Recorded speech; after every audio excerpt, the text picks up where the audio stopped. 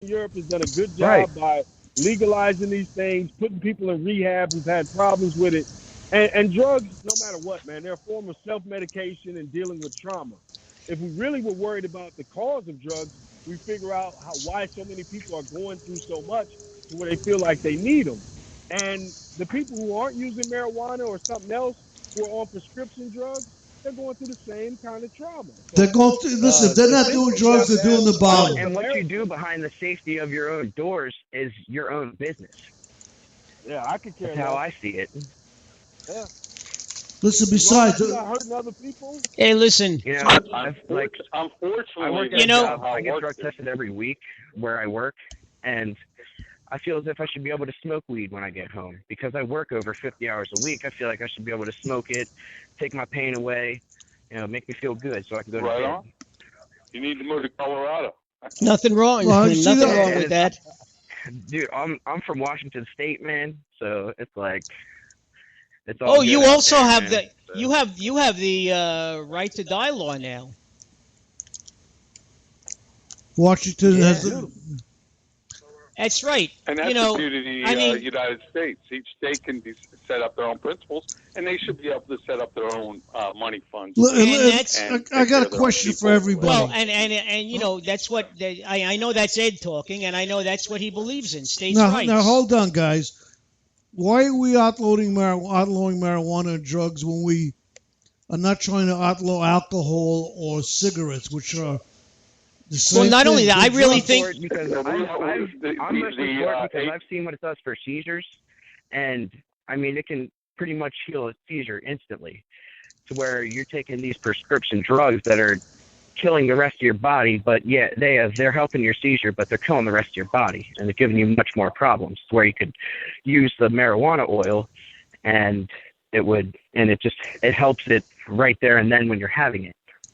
Right, but beyond the health benefits, you should just be free to decide what you want to put in your body, as long as you're not affecting other people. And he's right. Alcohol and cigarettes have much higher addiction rates and much higher fatality rates when we talk about how many people are killed by cigarettes every year and how many people are killed by drunk drivers every year. So those things have serious downsides. But those things, Naj, those things have always been the acceptable. Those things have always been the acceptable addictions.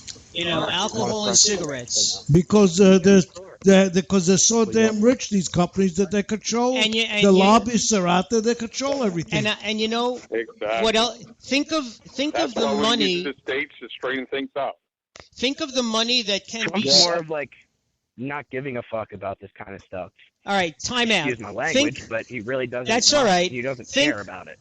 Gregory and everybody else, think of the money that could be saved from the police if they don't have to crack down on drugs, if drugs are centrally taken care of and people can go and get drugs, okay? If prostitution was made legal and controlled so that the women would get checked, okay, like they do in Europe.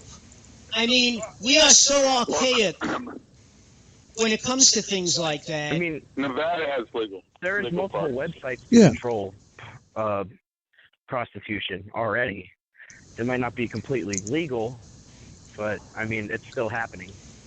Nevada's legal. Nevada's legal, yeah. And that's the beauty of states' rights. We can look at the different states and see what they're doing. We need 50 states deciding, not one D.C. ruling. These D.C. rulings and these centralized bankers got to go. I agree with you on the centralized bankers. I don't agree on the states' rights thing. I think we are one nation, and we need to have laws. No, we need. You know what? If one state wants to have the death penalty and the other state don't want to have it, that's up to them. If one state wants to have, let the people decide in their states, and a good state will allow their counties to decide. Allow the local communities to set up. I think we need to have national fights over that. I think we need to take that nationally and figure out what our federal policy is, what's good, and everybody can do it. I think we weaken ourselves when we start talking about splitting up into small little fiefdoms. You know what I mean? Like, we already have states' rights. Like I said, Colorado, Washington, they've already decided. Their people decided, hey, we're not going to follow the federal bullshit law, and we're going to have legalized pot. And they did. And you know what? The federal government, but they don't have the power to go in. The states actually have more power. Money off The of it states as well. do have it, and we are the United States of America. States' rights Yeah, but let's not call those guys mavericks. They're paying huge taxes to be able to get away with that. So let's not necessarily. It's not as much as you think, and people can grow at their own houses for their own use. They can grow their own, and they don't have to be taxed. They can grow it on their own property and use it for their own thing. And that's what they should be able to do without federal interference.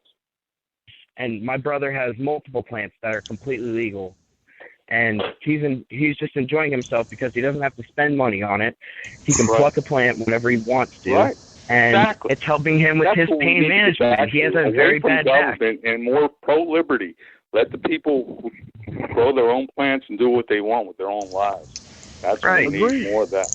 And it's actually better that way because you're not getting some lace stuff with some with some cocaine on it or something. Yeah, you're right on, man. I'm right with you. You're growing this in your backyard. Bring the power home. Bring it decentralized. We have decentralized power. We want to rule us all. Forget that. That's the other part of legalization. Then that way you can have a standard and a metric for what's good, what's not, and you can figure out where a bad area is. Hey, this city has some dangerous, XYZ in it. Be careful where you buy it from. Like that would be real valuable information.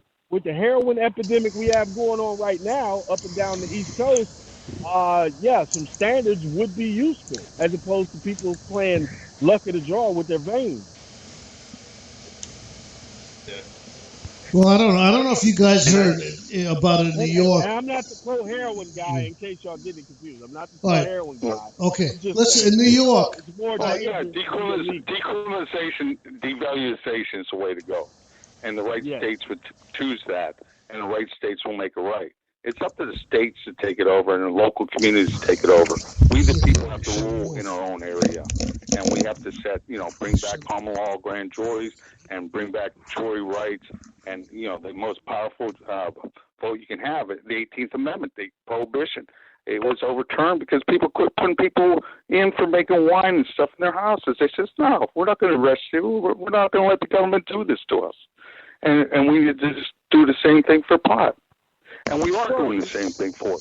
Criminal activity is what made them change. Because, look, anytime you outlaw something, you create a black market. Right, so now, exactly. It was bad law. We're fighting this bad law. This bad law at the federal level. The Federal 37 Marijuana Tax Act is what caused it. And we're fighting it, and we are defeating it. We are defeating the bad federal law. There's a lot of bad federal laws, and they need defeated. And they're getting defeated at the state level. Chicago is a prime example. People fighting over real estate, fighting over the trade. People die every day fighting over the trade. If you legalize it, now the violence is gone because you're not fighting over the trade anymore. Exactly. Now we're talking, and they're going to learn when they look at other states. When states start doing the right thing, the other states are going to come around. The federal government's lost. The district of corruption is so corrupt, and it's given us so much bad law.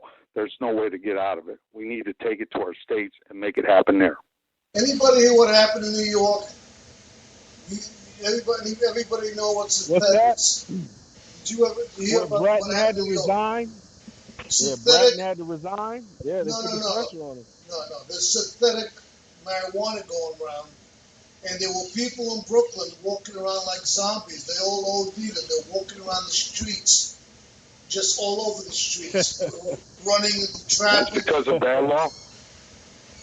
That's because synthetic marijuana they're buying.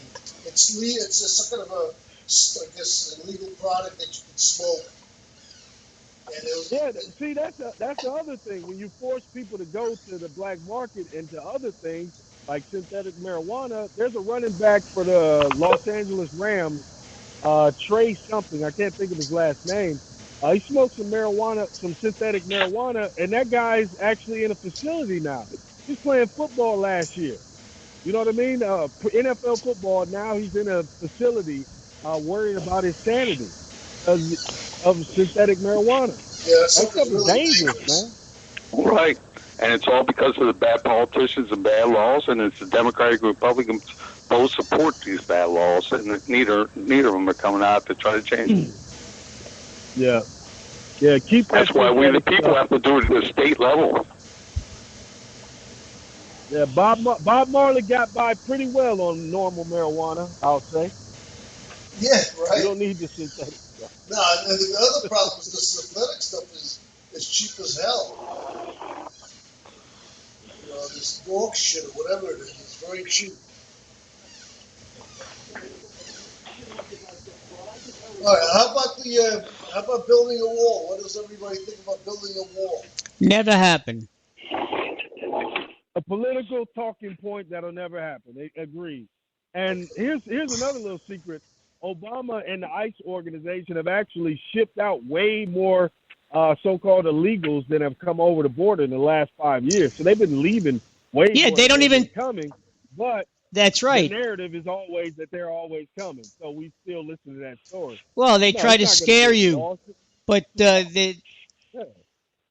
you've got like 0 people coming from Mexico into the United States. Most of it's going the other way. Yep. Should we have open borders? Yep. Well, we do have to guard our borders. I mean, well, here's the thing, though. If we were serious about the borders, we would say anybody that hires a so-called illegal person, you lose your license and business for a year. If you do it again, you lose your business license in that state.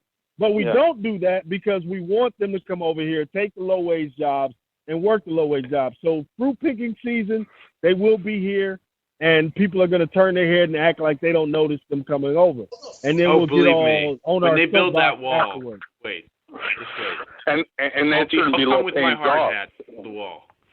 And because you let them come here, they are low-paying jobs. But they should be, for American citizens, they should be higher-paid jobs. Yeah, see, but that's something you got to fight the business community on, though. That's not a government issue. That's business. Paying government in order to get away with. But the Article 4, Section 4 of the Constitution says that we are supposed to protect our borders from criminal invasion. You know, and basically, you know, that's what we need to do. I'm not saying that. Like I said, you have to take away the incentive for the business class to have them here. At that point, they don't come. Yeah, you're right on that. But they don't, and you know, and these people are being exploited, and our people are losing jobs, and our wages are getting driven down because that business class. How did they come out of that situation? Record profits, low wage labor. They don't even have I to agree with you negotiate on that. Yeah, that's the problem. That's why we need to, but we're not doing it. We do need better border and better making sure they're not getting the jobs at low wages or not even reporting them, and that's happening everywhere in this country. And that needs to be changed. How many legal migrants? Who's going to change? I don't know. It hasn't been changed. Interesting thing Americans don't recognize is a lot of illegal workers that have come over here. They're on the payroll, and their Social Security goes back into the bucket. Like, it's not going to any person. It's something that's going to fund your children and your children's children. And then you talk about the money that they're wiring back home that these companies are making huge fees on. Once you start going down that rabbit hole, you start to see who's lobbying to make sure that this continues. Oh, they're both the Democrats and Republicans. That's the businesses. You got to go to the businesses when you're talking about this. The companies that let you wire money across the border. The companies that hire them as far as picking fruit, construction, things like that. Like, those businesses are the ones who are making this happen. And they're hurting our country more than anyone. You think as far as economic or Al Qaeda could cross that same border? No. Well, it's well regulated, man. You got to remember, they also have all these legal visas that come in for the picking seasons. And these people get paid nothing. You know, they come in legally with these visas. Give the job to the local people. Don't bring them in.